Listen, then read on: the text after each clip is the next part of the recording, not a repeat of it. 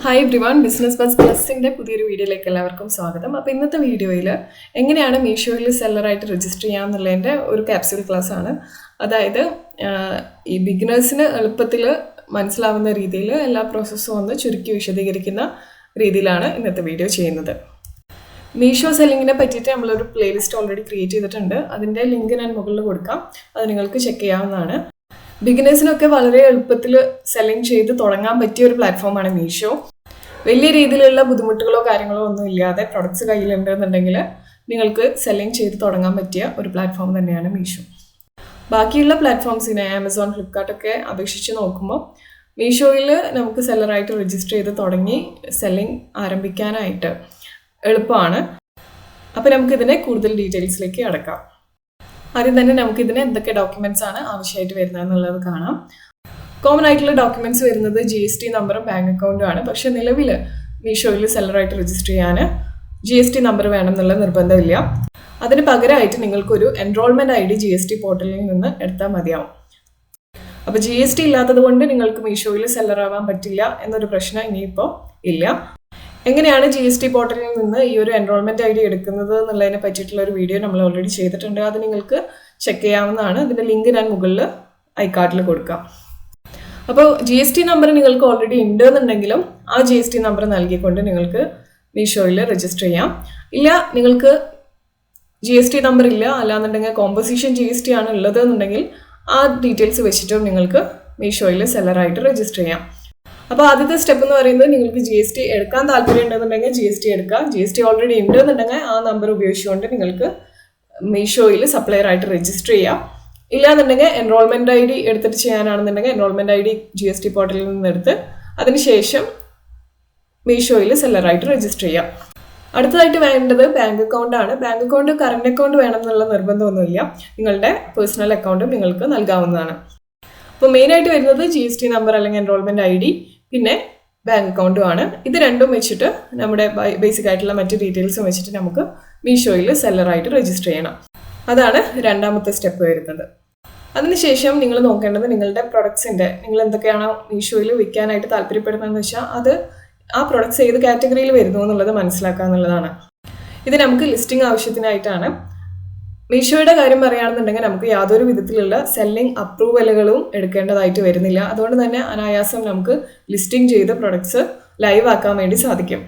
Amazon, ഫ്ലിപ്കാർട്ടിൻ്റെ ഒക്കെ കാര്യം പറയുകയാണെന്നുണ്ടെങ്കിൽ നിങ്ങൾക്ക് അതിന് അപ്രൂവലിന് അപേക്ഷിക്കേണ്ടി വരും. റെസ്ട്രിക്റ്റഡ് കാറ്റഗറിയിലുള്ള സെല്ലിംഗ് ആണ് നിങ്ങൾ ചെയ്യാൻ ഉദ്ദേശിക്കുന്നതെന്നുണ്ടെങ്കിൽ, നിങ്ങളുടെ പ്രൊഡക്റ്റ് കാറ്റഗറി റെസ്ട്രിക്റ്റഡ് പ്രൊഡക്ട്സ് ആണെന്നുണ്ടെങ്കിൽ നിങ്ങൾക്ക് അപ്രൂവൽ എടുക്കേണ്ടി വരും.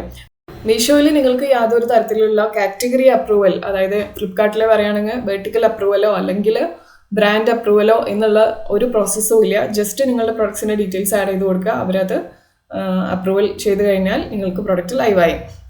മറ്റ് യാതൊരു വിധത്തിലുള്ള സ്റ്റെപ്പും ഇതിനിടയ്ക്ക് വരുന്നില്ല. സെല്ലർ അക്കൗണ്ട് ക്രിയേറ്റ് ചെയ്ത് കഴിഞ്ഞാൽ നിങ്ങൾക്ക് ഉടനെ തന്നെ ലിസ്റ്റിംഗിലേക്ക് അടക്കാവുന്നതാണ്. മീഷോ ഒരു റീസെല്ലിംഗ് പ്ലാറ്റ്ഫോം ആയതുകൊണ്ട് തന്നെ മീഷോയിൽ ലിസ്റ്റ് ചെയ്യുന്ന സമയത്ത് നിങ്ങൾ പ്രൊഡക്റ്റിൻ്റെ പ്രൈസ് സെറ്റ് ചെയ്യുമ്പോൾ MRP ആയിട്ട് നമ്മളൊരു എമൗണ്ട് നൽകും. അതിന് പുറമെ മീഷോ പ്രൈസ് എന്ന് പറഞ്ഞിട്ട് നമ്മളൊരു എമൗണ്ട് നൽകേണ്ടതായിട്ടുണ്ട്.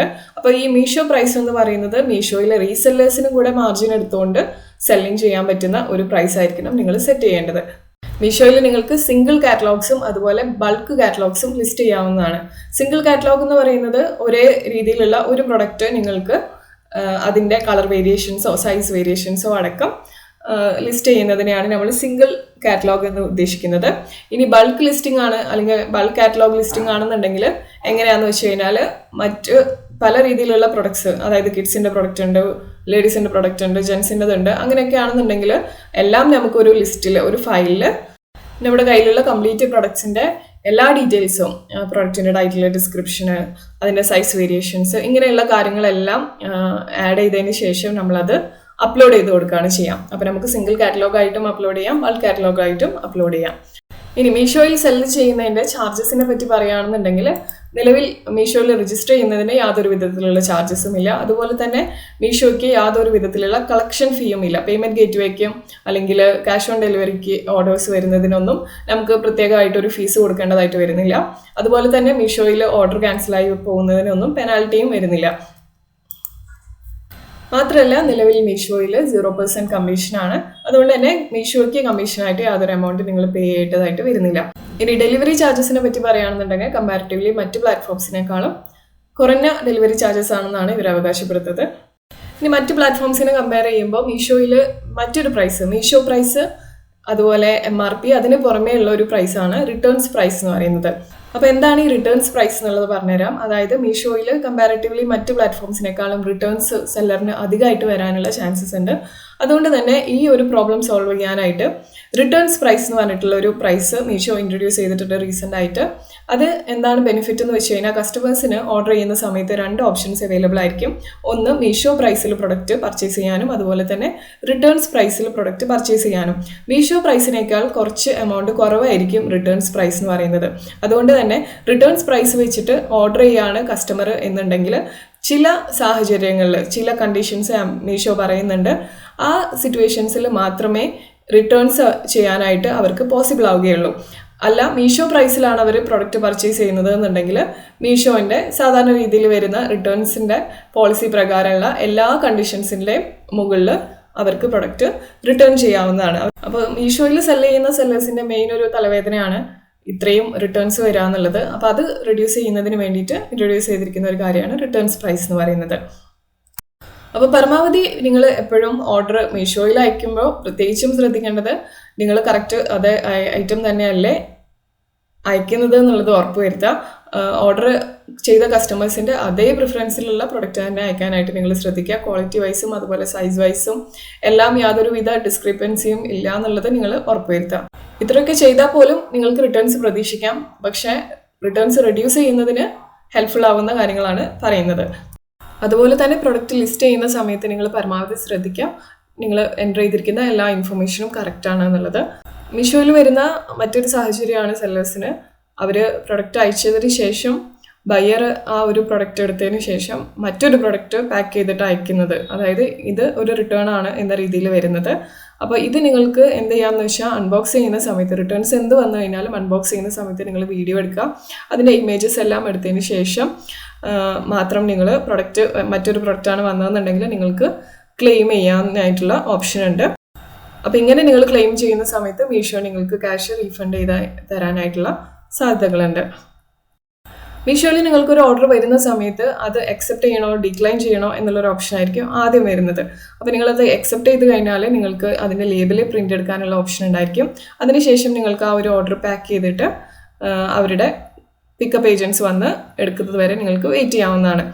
അപ്പോൾ മീഷോയിൽ ഒരു ഓർഡർ വന്നു കഴിഞ്ഞാൽ അത് നിങ്ങൾ സ്വയം കൊറിയർ ചെയ്യേണ്ട ഒരു ഓപ്ഷൻ ഇല്ല. എന്താണ് ഓപ്ഷൻ എന്നുള്ളത് വെച്ച് കഴിഞ്ഞാൽ അവരുടെ ലോജിസ്റ്റിക്സിൻ്റെ പാർട്ട്നേഴ്സ് ആരാന്ന് വെച്ച് കഴിഞ്ഞാൽ അവർ വന്നിട്ട് ഈ ഒരു അഡ്രസ്സിൽ വന്ന് പിക്ക് ചെയ്യുകയാണ് ചെയ്യാം. അപ്പോൾ അതിനായിട്ട് നിങ്ങൾക്ക് അവർ കോൾ ചെയ്യും. അതിനുശേഷം നിങ്ങൾ ലൊക്കേഷൻ പറഞ്ഞു കൊടുത്തു കഴിഞ്ഞാൽ അവർ വന്നത് പിക്ക് ചെയ്യും. മറ്റൊരു കാര്യം ശ്രദ്ധിക്കാനുള്ളത് മീഷോയിൽ നിങ്ങൾ ഒരു ഓർഡർ പാക്ക് ചെയ്യുമ്പോഴും മീഷോ എന്ന് പറഞ്ഞിട്ടുള്ളൊരു പേര് ആ ഒരു ഓർഡറിൽ ഉണ്ടാവാതിരിക്കാനായിട്ട് ശ്രദ്ധിക്കണം. മീഷോ ഒരു റീസെല്ലിംഗ് പ്ലാറ്റ്ഫോമാണ്. അതുകൊണ്ട് തന്നെ റീസെല്ലേഴ്സിന് ബുദ്ധിമുട്ടുണ്ടാക്കും നിങ്ങൾ ഈ ഒരു പ്രൊഡക്റ്റിൻ്റെ ഏതെങ്കിലും ഭാഗത്ത് ഓർഡറിൻ്റെ ഏതെങ്കിലും ഭാഗത്ത് മീഷോ എന്ന് പറഞ്ഞിട്ടുള്ളൊരു നെയിം മെൻഷൻ ചെയ്തിട്ടുണ്ടെങ്കിൽ. അപ്പോൾ ഇങ്ങനെ ചെയ്യുകയാണെന്നുണ്ടെങ്കിൽ മീഷോയിൽ പെനാൽറ്റീസ് വരെ അട്രാക്ട് ചെയ്യാനുള്ള ചാൻസസ് ഉണ്ട്. അപ്പോൾ ഇത് ഒഴിവാക്കുക. ഇനി മീഷോയിൽ നിങ്ങൾ പ്രൊഡക്റ്റ് ലിസ്റ്റ് ചെയ്തതിന് ശേഷം അത് അവർ ബ്ലോക്ക് ചെയ്തു എന്ന് വിചാരിക്കാം. അപ്പോൾ എന്തെങ്കിലും റീസൺസ് കൊണ്ട് ബ്ലോക്ക് ചെയ്തിട്ടുണ്ടെന്നുണ്ടെങ്കിൽ അതിന് നിങ്ങൾക്ക് സെല്ലർ സപ്പോർട്ടിൽ റീച്ച് ഔട്ട് ചെയ്യാവുന്നതാണ്. ഇനി അതുപോലെ തന്നെ മീഷോയിലുള്ള മറ്റൊരു ഓപ്ഷനാണ് NDD എന്ന് പറയുന്നത്, അതായത് നെക്സ്റ്റ് ഡേ ഡിസ്പാച്ച് എന്ന് പറയുന്നത്.